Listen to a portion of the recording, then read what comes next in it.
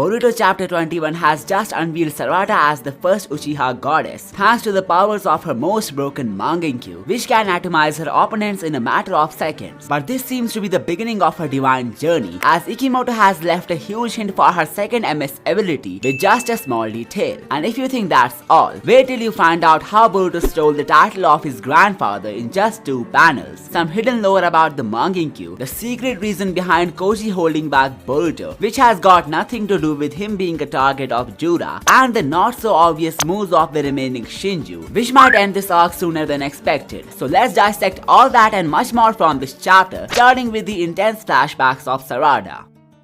In the Naruto universe, the Uchiha clan stood as a symbol of tragedy and misunderstood potential for a very long time. Known for their emotional depth and powerful dojutsu, the Uchiha often fell into cycles of hatred and vengeance, fueled by the curse of hatred. Some iconic figures like Madara, Obito, and even Sasuke for a time wielded their Mangekyo Sharingan for destructive or self-serving purposes, reinforcing the clan's reputation as dangerous and villainous. The massacre led by Itachi under Konoha's orders further cemented the Uchihas as misfits, with their legacy tainted by betrayal and loss. Their power, particularly the Mangekyo Sharingan, became a symbol of chaos rather than strength. But still there was a ray of hope waiting in the next generation of shinobis, as the daughter of the last Uchiha was about to change the legacy of her clan forever. She was born in an era which was peaceful at first, but with the interference of divine powers called the Shinjutsu, some shocking scenarios and creatures emerged, who became a threat to the world's peace. Ironically enough, Sarada's first major battle against the sentient Telltales was also possible due to Kashin Koji using a Shinjutsu to put her into that situation. But no matter the reason, this brutal clash was a symbolic redemption of the Uchiha clan. Unlike her ancestors, who often used her abilities for vengeance or domination, Sarada employs her power to protect Konoha from the wrath of the Shinju. This shift is significant because her Mangekyo, which was traditionally seen as a tool of destruction, had now turned into a beacon of hope and defense. The chapter opens with a montage of events running through the memory of Sarada, starting with a meeting with Chocho, who playfully taunts him for having goals as big as becoming the Hokage, cause she's more worried about finding a partner instead of having a personal dream. Then we have a scene of Boruto telling her that he will be her shadow once she becomes the Hokage, as he's too obsessed with the shinobi way of her father Sasuke. Followed by this, she reminds herself of the time when Sumire asked her if she gets jealous when other girls like Boruto. Then we have a flashback of Naruto, where he says that the Hokage looks over the village as their own family. The montage continues with her thinking of the time when Boruto saved her from Kawaki's attack, the day of omnipotence, her desperate plea for Sasuke's help, and so on. But in the middle of these flashbacks, there was one statement that stood out, which mirrors her destiny with one of the most prominent Uchiha figures of the past.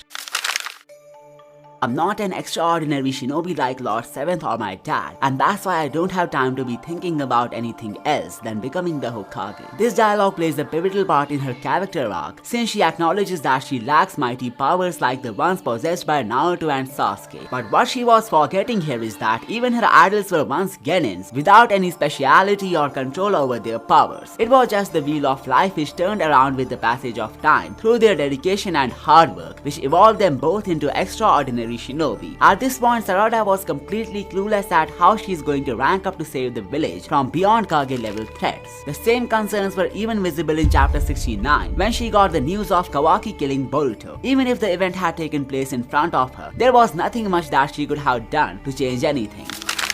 This hopelessness kinda reminds me of Obito from the OG days, the only other Uchiha who truly aspired to become the Hokage, inspired by his desire to protect Konoha. But his Mangekyo Sharingan, which got awakened through the trauma of losing Rin, became a tool of destruction as he succumbed to the curse of hatred. He got manipulated by Madara into orchestrating catastrophic events like the Nine Tails attack and the Fourth Great Ninja War, or in pursuit of a warped reality of peace through the infinite Tsukuyomi. But thankfully, Sarada first awakened the Sharingan through the overwhelming joy of being able to meet her father, followed by the Mangekyo's psychological shock, rooting in her deep love and care for Boruto rather than a tragic loss. This unique awakening of her Mangekyo helped her to bend the cycle of hatred, fulfilling the legacy that Obito had left incomplete. You can't tell me that panels like these aren't parallels, which means Sarada might more or less fulfill what Obito couldn't, and if we are counting similarities, there is even a chance for her to not awaken the Susanoo just like Obito. Instead, we could get to see another major ability that I will get to in a moment.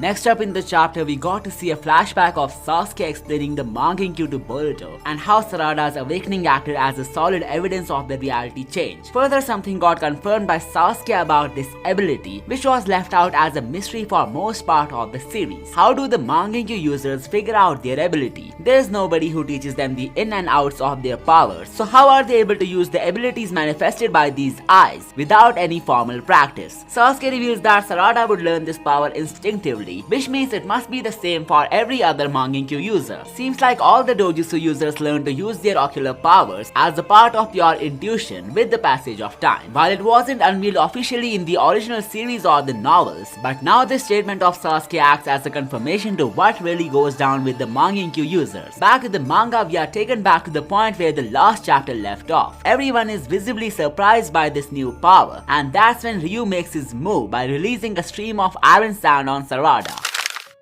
But surprisingly, the whole stream gets absorbed by the black hole that forms behind her. Ryu gets confused and wonders about these black spears that he identifies as one of Sarada's abilities. We then get to see her instructing Mitsuki to guard Araya and Ryu, and that's when the action picks up. A total of 4 black spears are formed around the battlefield, which absorb every iron sand attack of Ryu. Sarada then uses this ability to pull Ryu in the air, and the Shinju was completely clueless at what's happening. But Mitsuki quickly figures out that the black spears are releasing strong gravitational forces, and these forces are only affecting Ryu and the iron sand, which means Sarada can choose her targets with this ability, making it an even broken stance. Before the fight reaches a quick conclusion, Sarada reveals something interesting about her journey, which solidifies love as a strong source of power to her. The chapter also gave us an answer to why Sarada had been denying her feelings of love for Boruto all these years. She refused to accept her feelings for Boruto because she saw them as a weakness that could compromise her strength, leadership, and Hokage ambitions, compounded by her Uchiha heritage, jealousy, and the external pressure of omnipotence and Boruto's rogue status. But after realizing that suppressing her feelings only made her weaker, she finally chose to embrace them, and in doing so, she unlocked the hidden power of the Mangekyo Sharingan. This signifies the critical symbolic importance of Sarada's love for Boruto and how it not only acted as a catalyst to awaken her MS, but also the broken power that came with it. It's kinda relatable to some real life scenarios as well, where some people choose career over connection, thinking that love can wait or is too big of a distraction. It also beautifully merges both Sasuke and Naruto's perspectives from the original series. While Sasuke believed his bonds made him weaker and tried to cut them off, Naruto felt that he couldn't truly protect everyone if he could not save his best friend. Sarada initially thought that following Naruto's path meant prioritizing her ambition and protecting everyone, even if it meant denying her feelings for Boruto. But now she has realized that fighting for the one person who matters the most to her isn't actually a distraction, rather it's a source of immense strength. Back to the manga, Sarada starts torturing Ryu with the strong pull of her gravitational forces, and while the Shinju tries to retaliate, all his efforts go away since the other spears absorb the iron sand attack. For the final blow, Sarada reveals her special Mangekyo ability Ohirume, which completely pulverizes Ryu as if he never existed. The Shinju even tries to escape through a claw mark before the final hit, but the gravitational forces had completely paralyzed him, showcasing how deadly this ability actually is. As for the logic behind how she destroyed him, it could be that the gravity became so intense that the black hole completely imploded, taking Ryu with it as well. There is even a side note on this panel which reads Ohirume is an alternate name of Amaterasu, the sun goddess of the Shinto lore. But there is something interesting behind the name of this ability, which could have foreshadowed the future relationship of Boruto and Sarada. The name Ohirume can be translated as the wife of the sun, and since Boruto was referred to as the sun by Mitsuki throughout the series, it's possible that this ability is teasing the future of Boruto in the story. This is also emphasized by the fact that her Mangekyo Sharingan takes the shape of a sun, and her ability is based on gravitational forces, something naturally connected to the sun since it has the strongest gravitational pull in the solar system.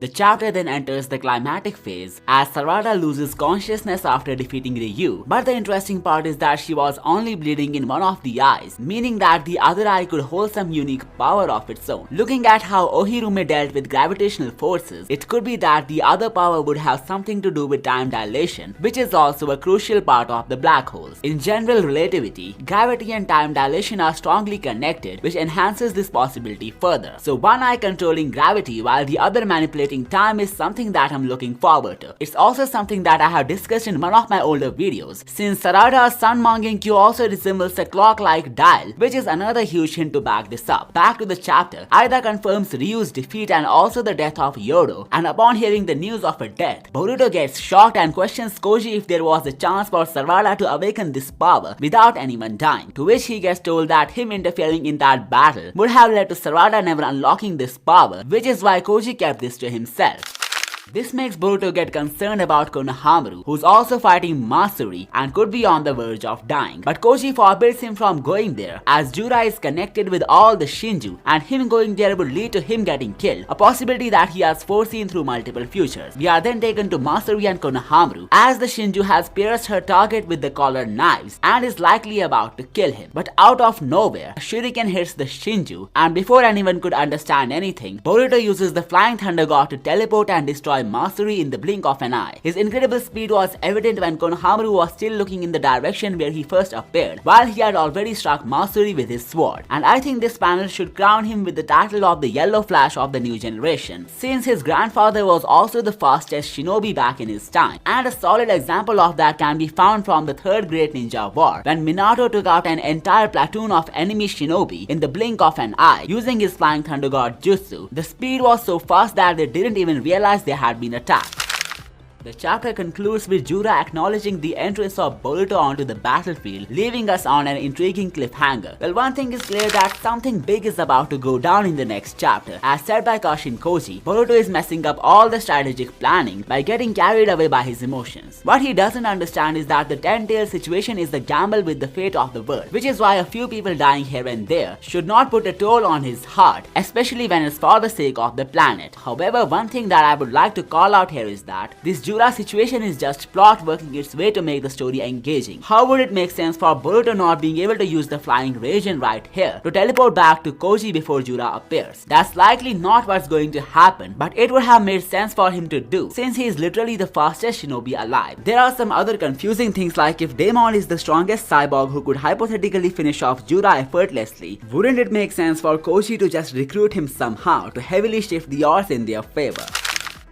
Also, judging by how fragile these human-based Shinjus are, the fate of Mamushi, the avatar of Bug, would likely end up terribly as well, and him going for Aida as the target is by no means some world-ending setup, but a sign of plain stupidity. However, Jura is kinda different, since he has killed Boruto in multiple futures, and being a humanoid avatar of the Ten-Tails grants him a powerful edge too. But what if the reality is a bit different than that? The Otsutsuki's must still be superior to these creatures due to their experience, and it could be that Koji warning Boruto to stay away from Jura has an entirely different reason behind. What if Momoshiki emerges within Boruto when he faces off Jura, and even though he would get rid of the Shinju, the Otsutsuki could take advantage of the newly acquired powers of Boruto to destroy everything? This may be the true reason behind the worst possible future, the same one that we saw in the flash forward.